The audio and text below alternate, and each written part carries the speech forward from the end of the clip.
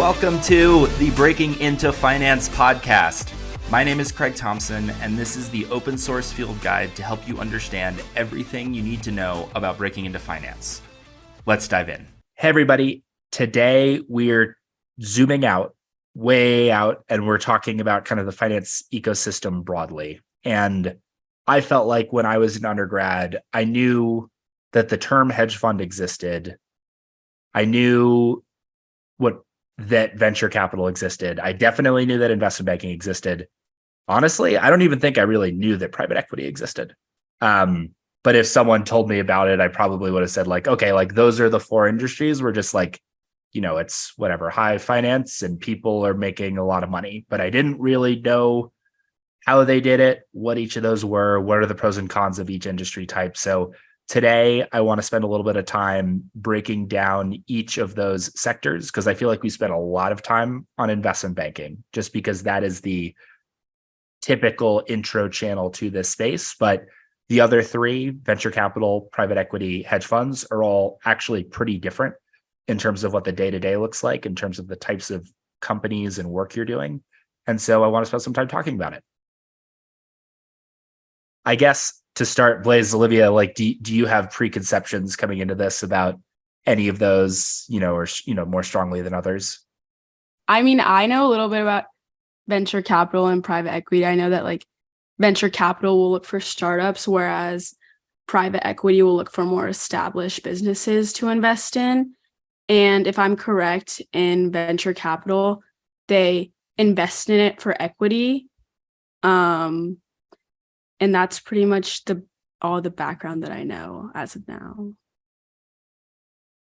And then I would add, I don't know too much about hedge funds. I'd actually say I know the least about them, but I kind of view them as like these high risk, high payoff investments. And there's a few different strategies that hedge funds use to accomplish that.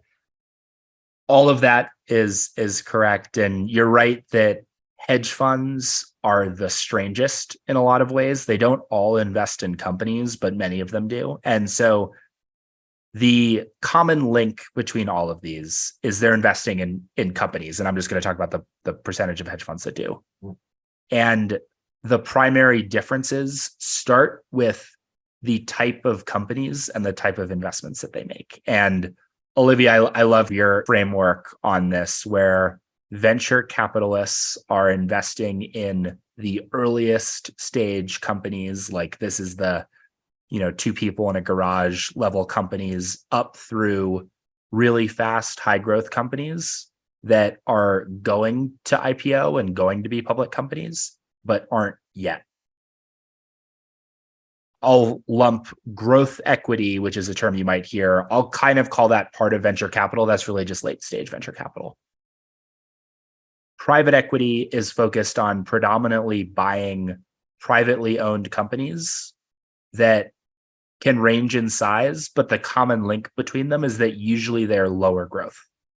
And that is an important note because if it were really fast growing and it were a private company, the odds are that at some point it will be a public company. And that company is very likely to want to attract venture capital where they can get these huge growth valuations on the basis of their story rather than on the basis of their most recent financials.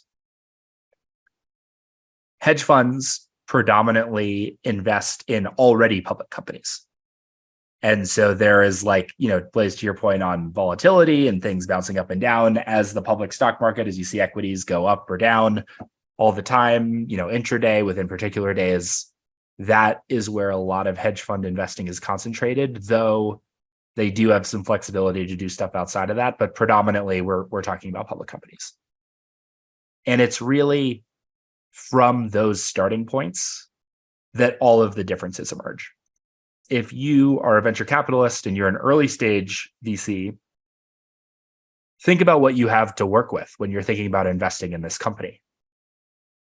This is a company, that might be less than 2 years old, might have no reasonable financials yet.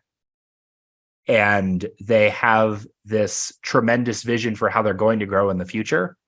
but they don't really have numerical evidence of being a business of any size or scale at this point.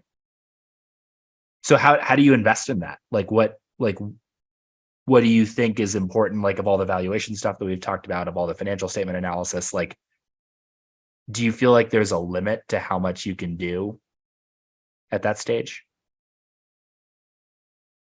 Totally. There's always a certain, like, a level of uncertainty, right? Where you're kind of taking a leap of faith. Exactly. Yeah. And this is why at the venture level, there actually isn't a lot of emphasis on the type of technical work that we've spent much of this podcast doing. The margin analysis and the thinking through what the company will be at scale is critically important. But these like cash flow projections, like DCF models, all of it is meaningless because all of it requires a belief in fundamentally how the company will grow. And so venture is much more, we'll call it a community of frameworks, which is to say a VC, when they're evaluating a particular company, they want to know, how big is the market? Like, let's pretend these guys are successful.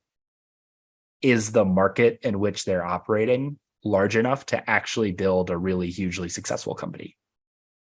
And just an example of that is, why a restaurant, quick service restaurant chain like Chipotle has a huge addressable market because demand for their food is quite large. But there might be other quick service restaurant concepts that just don't have that level of scale.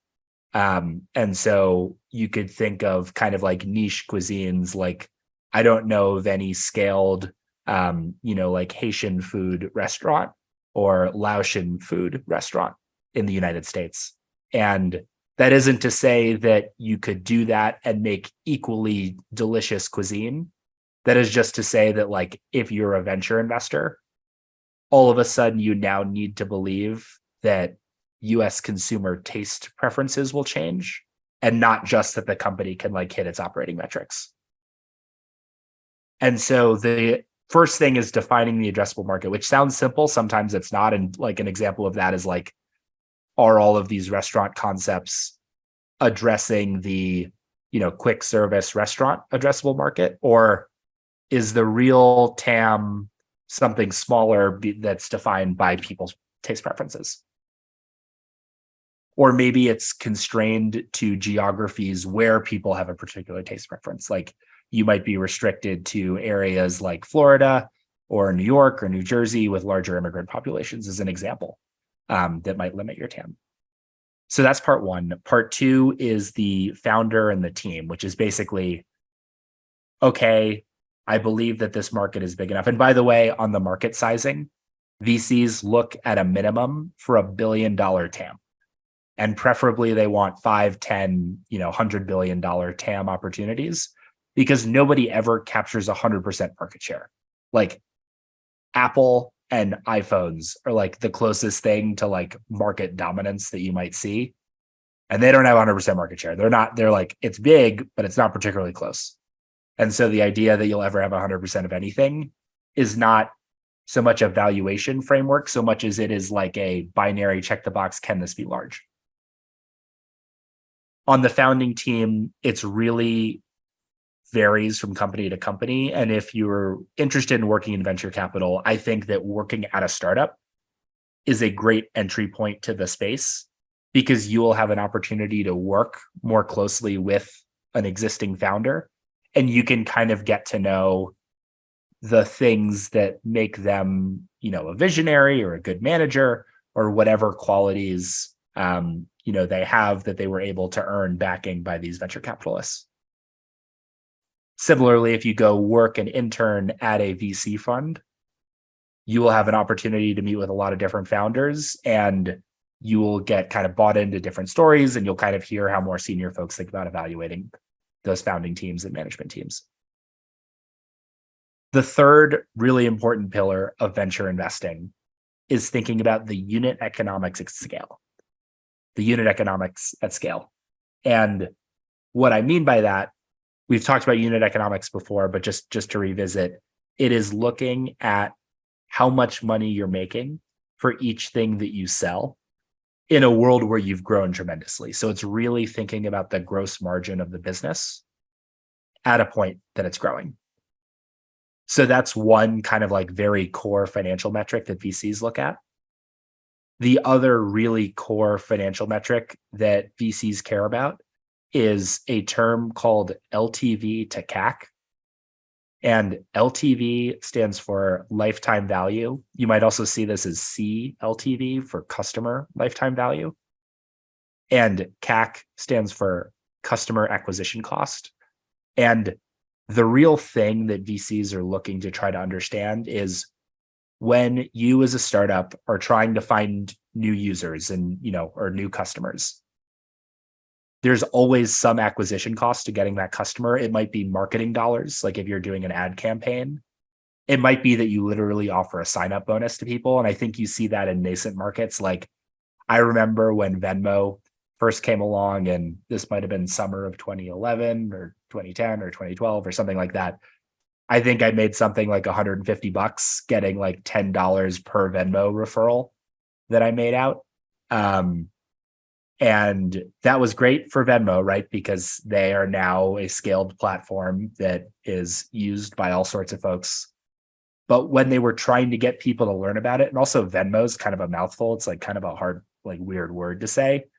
And just like getting people to like trust your bank account information to a startup is hard. And so they basically said, hey, $10 is going to get people's attention. And so it was like $10 to me as the referrer, $10 of sign up bonus to the new person. And so that is per user, that is $20 of customer acquisition cost. Plus, if they were running ad campaigns or anything else, like all of that funnels into an acquisition cost per customer. And you're trying to weigh what is the expected lifetime value of that customer to your platform. And the way that customer lifetime value typically gets calculated, it is the gross profit from each customer multiplied by how often you expect that customer to come back. Like it's not just a one-time thing, it's often repeat business. So in the restaurant case, you might have a customer who is very loyal and will come once a week to your restaurant. And when you're measuring like customer lifetime value, you include all of those interactions and experiences, but it's not the revenue that you're making from that customer, the sales dollars. It's the gross profit because you care about what they're paying you minus the cost to serve that customer. And if you do that ratio, if you're comparing the customer lifetime value divided by the customer acquisition cost, first off, if that metric is less than 1, what does that tell you?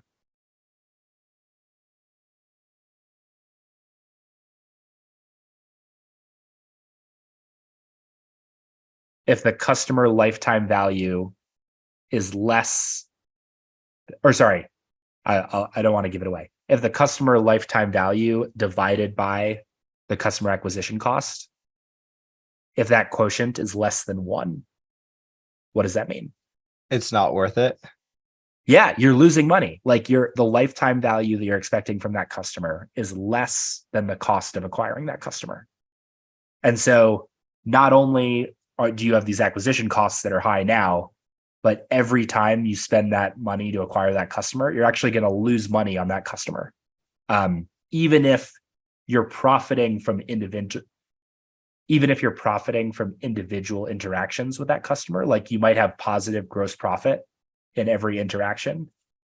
If the cost upfront of acquiring that customer, which is basically something that you might see in marketing expense, exceeds the gross profit that you expect to generate from that customer over the customer's lifetime of interactions, that is a bad business. If you want that business to ever be profitable or ever scale and not run out of money, you need to find ways to either reduce your customer acquisition cost or improve your customer lifetime value. So less than 1 is just like out of pocket, just like dismissed, like terrible. A benchmark in the industry is 3-to-1 is kind of like the break-even ratio. And if you have an LTV to CAC over 3, that is usually a good sign that you're able to basically generate 3 times the value from customers over a lifetime of interactions that it cost you to acquire them in the first place. And that starts to set the foundation of an enduring, growing, profitable business. At the very early stage, these are a lot of scrappy companies that are usually trying to like do guerrilla marketing or stuff that, you know, helps keep their customer acquisition costs low.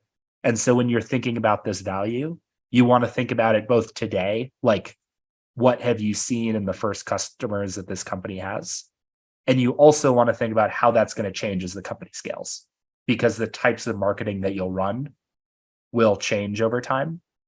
And the cost to acquire incremental customers should also go up over time, because kind of definitionally, you're going after like the core market of people who will love you, will be early adopters, will, you know, talk about you at dinner parties, and kind of spread the word. And eventually you're trying to find, you know, like everyone who might possibly be a profitable customer at some point. So the earlier stage you go, the higher you want this LTV to CAC ratio to be, because almost definitionally, you know that it's likely to decrease over time. So unit economics, which is basically gross margin analysis at scale, and LTV to CAC are, you know, to the extent that VCs spend a lot of time on financial metrics, those are the two. And other than that, it really is kind of a feel exercise of just like meeting a lot of founders, getting to have a sense of the type of qualities that work and can scale, and then doing some market analysis and trying to figure out if a company is building something in a large market, and then also making sure that there aren't, you know, a ton of competitors or other, you know, impediments to them achieving that scale. Yeah, Craig, the company I'm working for right now does a lot of pre-seed investing, and it surprised me how qualitative it is. And again, as you said, numbers only go so far at this stage. And for my bosses, it seems like one of the most important things is like who the founder is, what experience they have, how they operate with their team. For instance, like a red flag is if there's only one person talking during a pitch, like little things like that aren't related at all to a DCF model. You know what I mean? Yeah, absolutely. And that's where understanding the DCF framework will help you be a good investor, because you know the cash flows have to come at some point. And understanding the fundamentals of discount rates will help you understand that, you know, getting to profitability in 5 years versus getting to profitability in 10 years makes a pretty big difference for value. But pretty much the entirety of judgments made at the early stage venture, you know, level and landscape are pretty much all qualitative. That's exactly right. One other thing that VCs will think about as a proxy for trying to figure out, like, if this gets big, how big can it be, is looking at public companies today and trying to think about how they're valued. That's kind of like the one shortcut that VCs will use, rather than doing like a DCF or like a leverage buyout model that we'll talk about with private equity, which is to say, if you think there's a huge addressable market, you like the founding team, you like the unit economics at scale, the LTV to CAC numbers are looking good, and there's a belief that they'll be strong, then the question is like, okay, yes, no, do you invest? You said yes, but now at what value? And the two things that get triangulated here is, one, not buying too much of the company, because you want the founder to be super highly motivated and invested in the company's success. And so you can't just buy all of the company, because then the founder won't have any incentive to continue running and growing and building. So on the one hand, you want to be careful about having a small enough minority stake that it doesn't excessively dilute the founder. And on the other hand, you want to own enough that, like, you as an investor, like, you have some amount of money you need to invest and deploy. And if you're, you know, investing like $5 in every company, you're like never going to invest this fund. And a lot of valuation is working backwards. And so we talked earlier, some number of weeks ago, about the Kava IPO and how we were kind of trying to guesstimate or triangulate its value. And if you were an early stage investor in Kava, like some number of years ago, one of the ways you'd think about value is you might say, I believe in everything there is here. If this got to be a quarter of the size of Chipotle at scale, because maybe Mediterranean food isn't, the preference isn't quite as strong as Mexican food. Let's say it'll get to be a quarter of the revenue of Chipotle. Now I'm going to look at Chipotle as a public company and see how it's valued. And so I might look at the current revenue multiple of Chipotle and see that, Chipotle in the public markets is worth, whatever it is, 2 times its, last 12 months revenue, or 3 times its last 12 months revenue. And so then I will use that revenue multiple framework to think about what Kava could be worth in 8 years if it goes public. And I'll work backwards and say, okay, if I need to make 10 times my money or 50 times my money, if we're successful, then I'm going to take whatever that future valuation could be and just divide it by whatever, 50, 100, 70. And that'll be my starting point. And then it'll be a negotiation with the founder around valuation, around what percent stake we're going to take, and you'll go from there. So that is my quick primer on VCs. And I will leave with one last framework that one of my professors at Wharton, Carl Ulrich, who is kind of a famous academic in the arena of venture capital, told me, which is the way that he thinks about ranking super early stage, like VC, like pre-product startups, is that he has a scale of 1 to 10 for the quality of the team, a scale of 1 to 10 for the market opportunity, and then a scale of 1 to 10 and a random number generator, which is basically a proxy for luck. And a lot of venture investing is a tale of exponentials.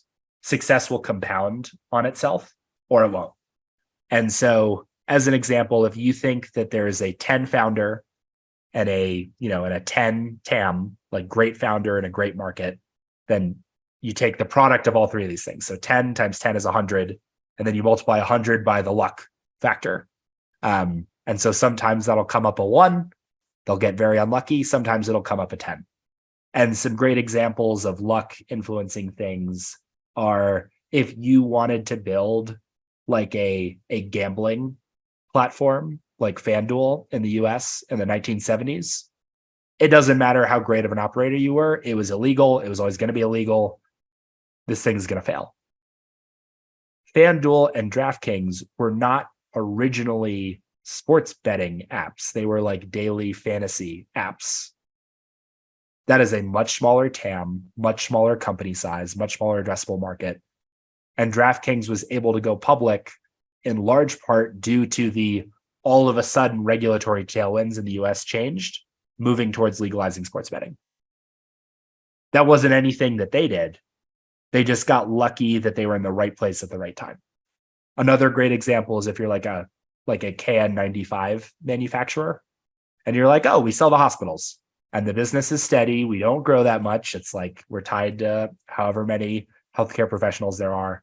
And then bam, COVID hits and all of a sudden you're a consumer product and you have something that's in high demand. Like there are endless examples of luck factors just totally changing the equation.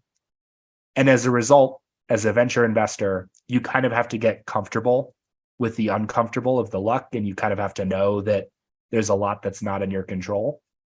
But you want to try to find 10 teams and 10 TAMs so that when luck strikes, you're maximizing the exponential outcome. Because if you have a 10 team and a 10 TAM and a 10 luck, that's an 1,000 return. But if you have a 5 founder and a 7 TAM and a 10 luck, that's only a 350 return. 5 times 7 times 10. Craig, I have one more question. As we go through the differences between VC and private equity and hedge funds, I'm guessing some of our listeners are college students who are not really sure which might be the best for them. I'm curious if you could, in like just a few sentences, kind of describe like for whom is VC the right fit? Like what sort of skill sets and attributes does VC require and appeal to? A lot of dreamers and visionaries and people who like thinking about the future feel very naturally attracted to venture. But it turns out that everybody deep down in a lot of ways is kind of a dreamer. I think so. I feel like a lot of people with that archetype gravitate towards VC, not realizing that everybody sort of feels that way. And it's like fun and it's exciting and it's, it's brand name companies. In my mind, VC is really for extroverts because so much of the name of the game in venture is relationships with founders. You want to be a trusted partner with them, and you need to be willing to like get out and go to events and socialize and become sort of like a social butterfly who can meet a lot of types of folks. And you have to be a fan of kind of not quite cold calling, but just like a lot of intellectually stimulating small talk to get people to like you quickly.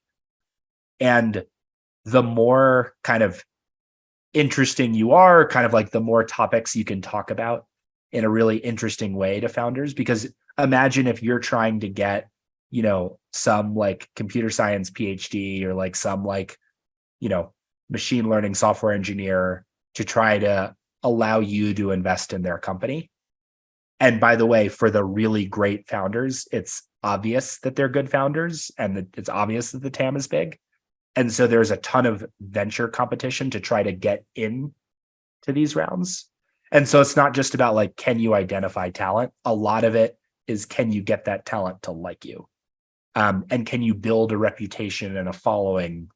And are you the type of person with that sort of extroverted personality to get yourself out there to the point where you can start to build that book? So I actually think that is the number one quality of venture. What kind of goes along with that is if you are strong mathematically, like if you are very good at quick mental math, or even, like when you take your time, like if you love building stuff in Excel, venture could still be the right place for you. Of all like the menu of options in finance, it definitely is the least quantitative, but that doesn't mean it's not. It just means that that level of extroversion is by far like over-indexing is the number one thing. Awesome. Thanks. That's super helpful to think about. Great. Any other venture questions before we move on?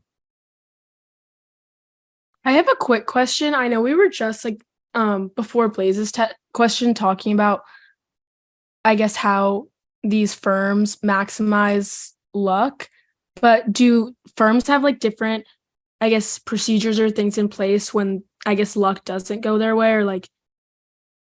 Yeah, the company fails. Yeah, okay.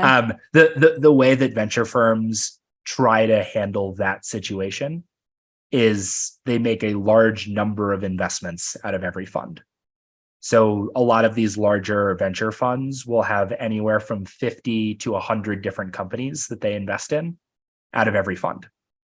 And, if they, seed 80 companies, maybe half of them in the next 2 years will fail, and it'll just be obvious that it's not scaling the way that they wanted.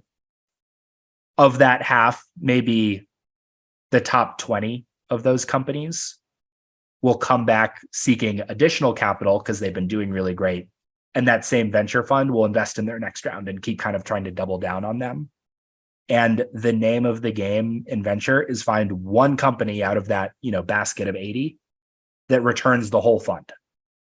So if you have like $100 million fund, you want one company to be $100 million of profit for you. And then, from the next like 6 best companies, like maybe combined, they return the fund again. And then from companies, 7 through whatever, if you're really good, that's like another, 1 times. And so a really successful venture fund will triple its investors' money every, 8 years or so. And so that's really what they're looking for, is they want, every time they seed a company, they want to say, I think this company has the potential to return the whole fund. I know luck is going to come into play, and, we want at least one to do it. And we'd be thrilled if 3 did. We're retiring if 3 do. And we're very happy if 2 do. So that's kind of how they think about it, is really diversification is the way that they try to handle that unknown, that luck factor. That does it for today's episode. Thank you so much for listening. And remember to check out our website, breakingintofinancepodcast.com, where you can submit questions, join our Substack to stay up to date on new content releases, and much, much more. We'll see you next time.